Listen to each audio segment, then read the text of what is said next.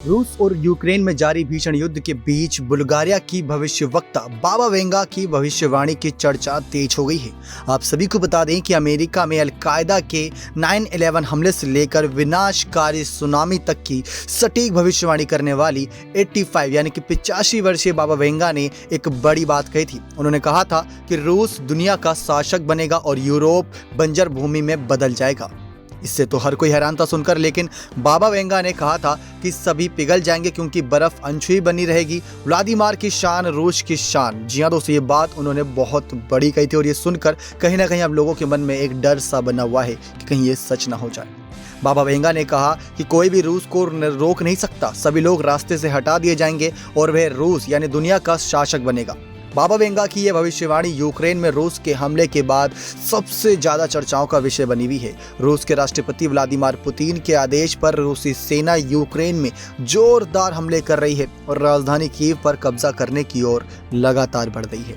इस बीच पुतिन ने नाटो की सैन्य तैयारी को देखते हुए अपनी परमाणु सेना को अलर्ट पर कर दिया है। जानकारी दे दे दोस्तों, किस तरीके से यूरोपीय देश बुल्गारिया में जन्मी बाबा वेंगा का असली नाम वेंगेलिए गुस्तेरोवा है और उनकी 1996 में जान चली गई थी। बाबा वेंगा का जन्म 1911 में हुआ था। बाबा वेंगा ने दावा किया था कि ईश्वर ने उन्हें भविष्य को देखने का एक अनोखा दुर्लभ तोहफा दिया है।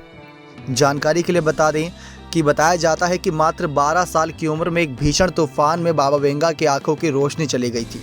उन्होंने खुद अपने निधन की सटीक भविष्यवाणी की थी।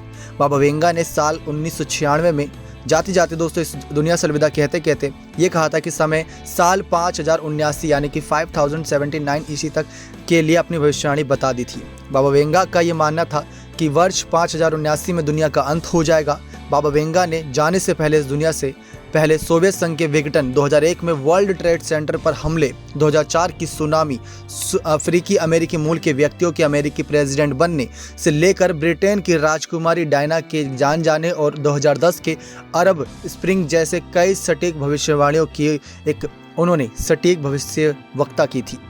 बाबा वेंगा ने साल 2022 में दुनिया के प्राकृतिक आपदाओं की चेतावनी भी दी थी।